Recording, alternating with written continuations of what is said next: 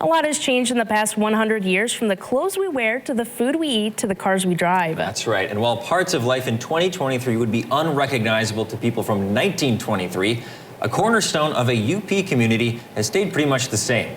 Our own Austin Carisu visited Ironwood, Michigan, and has more on the city's celebration coming up tomorrow. Austin. That's right, Dan and Jessica. This picture you see behind me was taken 100 years ago when 1,000 people in Ironwood gathered in front of the pride of their community, the Memorial Building.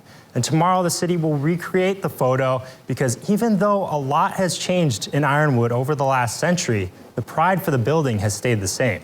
This picture is worth more than 1,000 words, 1,000 names to start, plus signs of the times a century ago, including a Model T car. It's hard to believe that's been 100 years. While vehicles and styles have changed, the building looks the same, and that's on purpose. On Friday, 100 years after this photo, another photo will be taken, celebrating a century of the Ironwood Memorial Building.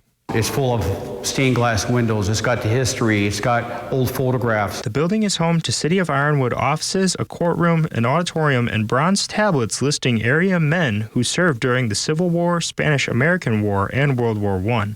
Ironwood Mayor Kim Corcoran says the mayor at the time, James O'Neill, wanted to honor those veterans and everyone else who pushed the community forward. He thought that we really needed a grand building to show our appreciation for the ultimate sacrifice. So having that as a memorial here, and for the hardworking folks that kind of made with the logging industry and the mining industry, it's very important that we recognize that and continue on with the legacy. And what better way to do that than to recreate the 1923 photo with a Tesla instead of a Model T, and likely a lot fewer three-piece suits. Mayor Corcoran invites everyone to be a part of history on Friday while looking to the future. We want a place where people want to come, they want to stay, and Memorial Building is part of that. You know, there's a lot of history for people to come and check out, and I think it's just a big part of the community to come down and see. At 5 p.m. tomorrow, the local high school band will perform the national anthem, followed by speeches, a poem, and more music. Then at 5:30, the photograph.